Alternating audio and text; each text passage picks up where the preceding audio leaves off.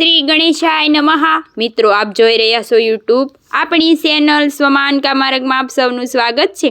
મિત્રો, આજે આ વિડીયોમાં આપણે સાંભળવાના છીએ માગશર માસના શુદ્ધ પક્ષની ચતુર્થી વિનાયક ચતુર્થી વ્રત કથા મહિમા પૂજા મુહૂર્ત તથા આજના ખાસ ઉપાય। જો આપને આ વિડીયો પસંદ આવે તો લાઈક કરજો, શેર કરજો, કમેન્ટ કરજો। આપ આ ચેનલ પર પહેલી વખત જોઈ રહ્યા છો તો સબસ્ક્રાઈબ કરી લેજો, જેથી આવનારા નવા વિડીયોની માહિતી આપ સુધી તુરંત પહોંચી શકે। ધન્યવાદ। ઓમ વક્રતુંડ મહાકાર્ય સૂર્યકોટિ સમપ્રભ નિવેદમ કુરુમદેવ સર્વકારેશ્વરી સર્વદા બોલો શિવ પાર્વતી આનંદ ધન રિદ્ધિ સિદ્ધિના દાતા લાભ સુખના પિતા સંતોષ ધન પ્રદાન કરનારા દેવતા સર્વપ્રથમ પૂજનીય બાપા ગણપતિની જય। મિત્રો, દરેક માસની ચતુર્થી જે ચોથની તિથિ આવે છે, ચાહે શુદ્ધ પક્ષની હોય કે વધ પક્ષની હોય, તે ભગવાન શ્રી ગણેશજીને સમર્પિત છે। ગણેશજી ચતુર્થી વ્રત કરે છે તે ભક્તો પોતાની મનોકામના પૂર્ણ કરી શકે છે। ભગવાન શ્રી ગણેશજીની કૃપા પ્રાપ્ત કરી શકે છે, જેથી જીવનમાં સંકટ વિઘ્ન બધા દૂર થાય છે। શુદ્ધ પક્ષની મહિનામાં જે ચતુર્થી આવે છે વિનાયક ચતુર્થી કહેવાય છે। વધ પક્ષની ચતુર્થી આવે છે તેને સંકટ ચતુર્થી કહેવાય છે। બંને તિથિનું વ્રત ઉત્તમમાં ઉત્તમ ફળ આપનારું છે। એવું કહેવાય છે કે જેમણે પોતાના કાર્ય સિદ્ધ પ્રાપ્તિ કરવી હોય તેઓ વિનાયક ચતુર્થીનું વ્રત અવશ્ય કરે। વિનાયક ચતુર્થી વ્રત રાખવાથી વ્યક્તિને દરેક મનોકામના તો પૂર્ણ થાય છે, સાથે કુંડળીમાં રહેલા બુધ ગ્રહની સ્થિતિ પણ મજબૂત થાય છે।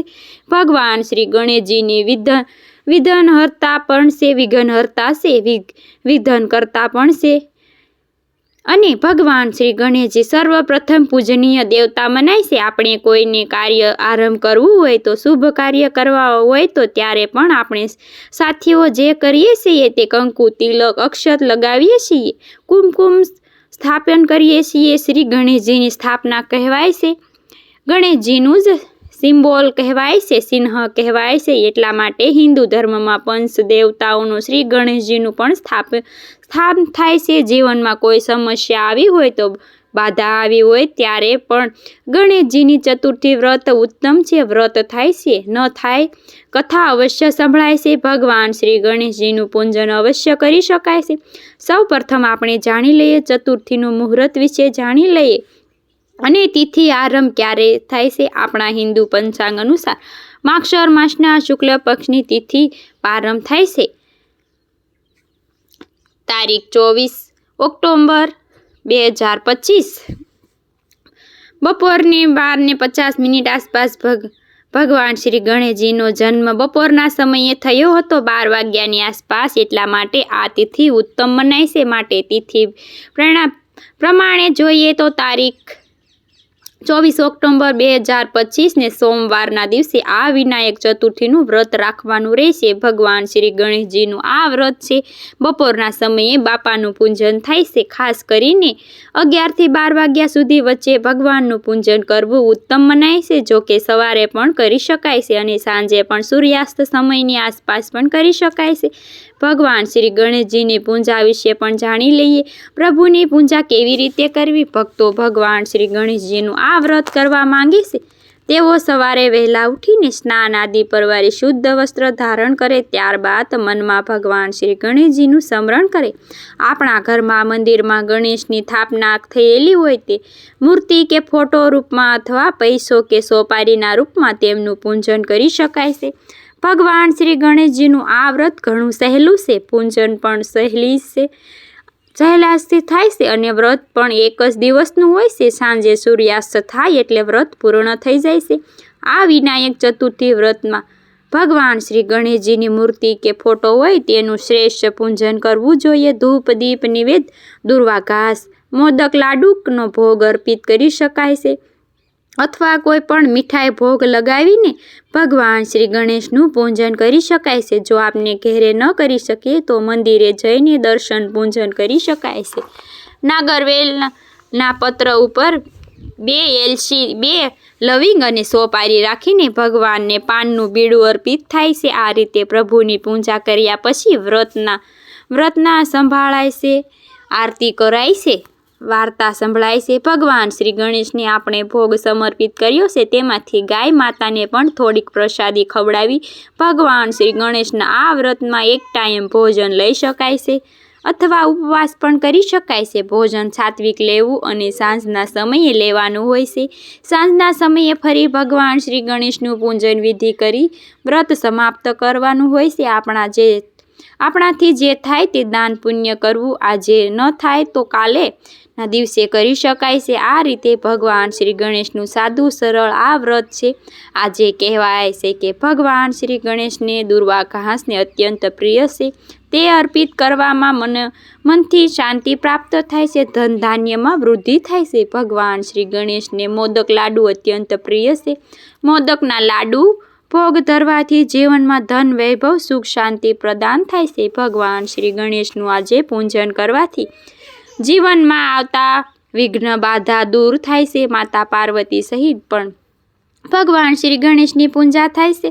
ગૌરી ગણેશ રૂપમાં, પૈસો અને સોપારીના રૂપમાં પણ પૂજન થાય છે. આજે હળદરની 5 ગાંઠો લઈને તેનું પૂજન દરમિયાન તેનું પણ પૂજન કરી લાલ કે પીળા વસ્ત્ર બાંધીને તિજોરીમાં રાખવાથી પણ કમાણી બરકત રહે છે. આજે ગાય માતાની સેવા અવશ્ય કરવી, પશુ પક્ષીને દાન ચણ વ્યવસ્થા કરવી, બની શકે તો જરૂરિયાતમંદને દાન પુણ્ય અવશ્ય કરવું. આ વ્રતમાં ભગવાન શ્રી ગણેશની કથા સાંભળ્યા વગર વ્રત અધૂરું છે. માટે આ દિવસે ભગવાન શ્રી ગણેશની આ વિનાયક ચતુર્થીનું વ્રત કથા અવશ્ય સાંભળવી. તો આવો આપણે સાંભળીએ વિનાયક ચતુર્થીની વ્રત કથા. બોલો ભગવાન શ્રી ગણેશની જય. માગશર માસના જેને માગશીર્ષ માસ કહેવાય છે, જેને અગહન માસ કહેવાય છે, સર્વે મહિનાનો આ ઉત્તમમાં ઉત્તમ માસ કહેવાય છે, જે ચંદ્રમાસમાં નામે ઓળખાય છે. કારણ કે મૃગશિરા નક્ષત્રની યુક્તિ આ માસમાં ભગવાન શ્રી ગણેશ આ માસની ઈષ્ટદેવ છે. ત્યારે ગણેશ ચતુર્થી વ્રત ઉત્તમમાં ઉત્તમ ફળ આપનારું છે. ભગવાન શ્રી ગણેશ રાજા યુધિષ્ઠિરને કહે છે કે હે રાજન, જો તમારે આ ધર્મ યુદ્ધ એવું મહાભારતનું યુદ્ધ જીતવું હોય તો ભગવાન શ્રી ગણેશની આરાધના કરો, ગણેશ ચતુર્થીનું વ્રત કરો. પૌરાણિક માન્યતા અનુસાર જ્યારે શ્રી હનુમાનજીએ માતા સીતાને ખોજનો આરંભ કર્યો ત્યારે આ ભગવાન ગણેશજીનું વ્રત કર્યું હતું, જેથી આસાનીથી તેઓ સાગર પાર કરી ગયા અને સીતાજી સુધી પહોંચી શક્યા. ભગવાન શ્રી રામજીએ પણ આ વ્રત કર્યું હતું. ત્રેતા યુગમાં દશરથ નામે એક ધર્માત્મા રાજા હતા. તેમને પુત્ર પ્રાપ્તિનો યજ્ઞ કરાવીને પ્રભાવશાળી પુત્ર પ્રાપ્ત કર્યા હતા. શ્રી રામજી સ્વયં નારાયણ રૂપે પ્રગટ થયા. સીતાજીને સ્વયં માતા મહાલક્ષ્મીના રૂપમાં પ્રગટ થયા. પિતાની આજ્ઞાથી શ્રી રામજીએ લક્ષ્મણજીને સીતાજીને ભગવાન ગણેશજીનું આ વ્રત ખૂબ પુણ્યશાળી છે, પુણ્ય ફળ આપનારું છે. સીતાજીની વનમાં ગયા ગંગાપતિ રાવણે સીતાજીનું હરણ કર્યું ત્યારે શ્રી રામે રાક્ષસોના વધ કરીને જગત જનની માતા સીતાને પ્રાપ્ત કર્યા હતા. તે કથા પણ સાંભળો. આમ કહીને ભગવાન શ્રી કૃષ્ણ રાજા યુધિષ્ઠિરને કહે છે કે સીતાજીના વિયોગમાં જ્યારે શ્રી રામ ઋષમુખી પર્વત પર પહોંચ્યા ત્યારે સુગ્રીવ સાથે મિત્રતા કરી શ્રી હનુમાનજી સાથે પણ ભેટ થયો અને સર્વે વાનરો પણ શ્રી રામજીના સહયોગ માટે તૈયાર થયા. વાનરોએ સીતાહરણ અને જટાયુને મોક્ષ કથા પણ શ્રી રામજીએ કહી સંભળાવી.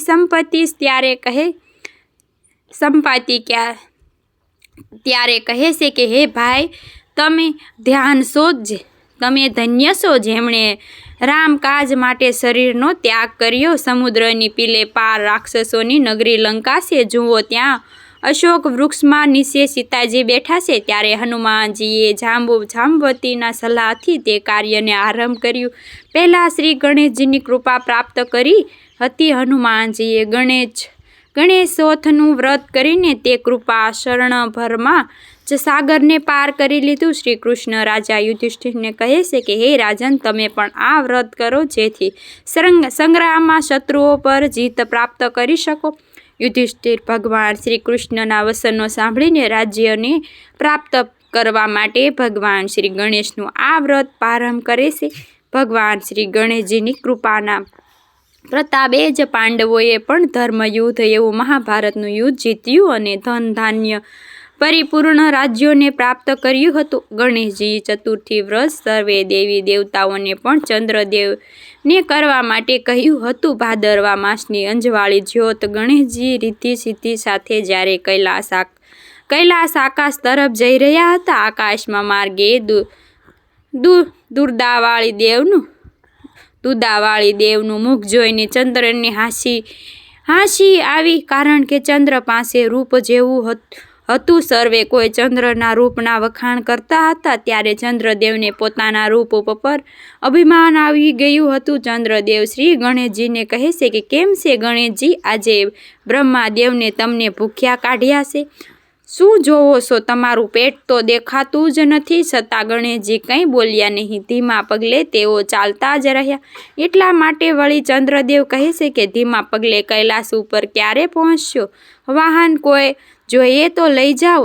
આ સાંભળીને પણ ગણેશજી કંઈ ઉત્તર ન આપ્યો. ફરી ચંદ્રદેવ જ્યારે મુશ્કેલી કરીને શું રૂપ ઘડ્યું છે અને ખડખડાટ હસવા લાગ્યા ત્યાં સુધી તે ચૂપ રહ્યા. પણ ગણેશજી તે ચંદ્રદેવના અભિમાનને સહન ન કરી શક્યા. ચંદ્રદેવ ઉપર ગણેશજીને ઘણો ગુસ્સો આવ્યો અને શ્રાપ આપી બોલ્યા, હે ચંદ્રદેવ, તને તારા રૂપ ઉપર ઘણું અભિમાન છે. તે મારી ઠેકડી ઉડાડી છે, મને ગુસ્સે કર્યો છે. જ્યારે હું તને શ્રાપ આપું છું, ક્યારે વિનાયક ચતુર્થીના દિવસે કોઈ તારું મુખ જોશે નહીં. જે જોશે તેની ઉપર ખોટો આળ સડશે, અણધારી આફત આવશે. આટલું બોલીને ગણેશજી તો પોતાની મંદ ગતિએ ચાલવા લાગ્યા. ચંદ્રદેવને ગણેશજીની ઠેકડી મોંઘી પડી. ગણેશજીને શ્રાપ આપતા જ ચંદ્રદેવ ધ્રુજી ગયા. તેમને પોતાની ભૂલ સમજાઈ ગઈ. શ્રાપ જાણતા જ ત્રિલોકના હાહાકાર મચી ગયો. ચંદ્રદેવને જે જોશી અણધાર સંકટોમાં ઘેરાઈ ગયા. વળે આ સાંભળીને સર્વે દેવી દેવતાઓ પણ મૂંઝાઈને ચંદ્ર દર્શન કરવાનું કઈ રીતે? ચંદ્રદેવને લજ્જાના માર્યા એક કમળમાં સુપાઈ ગયા. આખા સંસારમાં અંધકાર ફેલાઈ ગયો. હાહાકાર મચી ગયો. સર્વ દેવો ગંધર્વ ઋષિઓ ચિંતામાં લાગી ગયા. હવે 12 માસ અંધારી રાતે કેમ બેઠાશે? બધા દેવતાઓ બ્રહ્માજી પાસે ગયા. ગણેશજીના શ્રાપને વાત કરી ત્યારે બ્રહ્માજીએ કહ્યું, વિનહાર ગણેશજી, શ્રાપ કદી મિથ્યા ન થતો. શ્રાપ નિવારણ માટે હું અને ભગવાન શિવ, ભગવાન વિષ્ણુને પણ સમર્થ નથી. છતાં પણ શ્રાપનું નિવારણ કરવા માટે ચંદ્રદેવે ગણેશજીનું વ્રત કરવું જોઈએ. તેમને રીઝવવા પડશે. આ વ્રતનું ચતુર્થીનું વ્રત કહેવાય છે. ગણપતિજીની કોઈ પણ ધાતુ કે મૂર્તિ બનાવી અથવા મોટી મૂર્તિ બનાવીને તેમની સ્થાપના કરવી, વિધિ વિધાન પૂજન કરવું, નિવેદ લાડુ ભોગ ધરાવવો. ભગવાન ગણેશજીની આ કથા. નિવેદમાં લાડુ ભોગ ધરવા. ચોથના દિવસે સાંજના સમયે ગણપતિજીની મૂર્તિ બાજોટને તે ગાજતે નદીમાં વિસર્જન કરવી. આ દિવસે બ્રાહ્મણોને જમાડીને યથાશક્તિ દાન પુણ્ય કરવું. આ વ્રતનો ભક્તિપૂર્વક કરવામાં આવે છે. ગણેશજી અવશ્ય પ્રસન્ન થાય છે. આ રીતે ચંદ્રદેવ પણ આ વ્રત કરે તો શ્રાપમાંથી મુક્તિ મેળવવા માટે દેવતાઓએ આ સંદેશો ચંદ્રદેવને પહોંચાડ્યો. જેથી ચંદ્રદેવે પણ ગણેશ ચતુર્થી વ્રત શરૂ કર્યું. ગણેશજીની વિધિ પૂજન કરી પ્રાર્થના કરી, ગણપતિ દાદાને, હું જાણીને અજાણીએ તમારા દોષમાં આવ્યો છું. હવે મને ખૂબ જ પસ્તાવો છે. એ દયાળુ પ્રભુ, આપ દયા કરો, મને ક્ષમા કરો. આ શ્રાપથી મને મુક્તિ આપો. ગણેશજી ચંદ્રદેવની ભક્તિ પ્રસન્ન થયા અને ચંદ્રદેવને દર્શન આપી બોલ્યા, હે ચંદ્રદેવ, આખરે તમને તમારી ભૂલ સમજાઈ ગઈ છે. મને આનંદ થયો.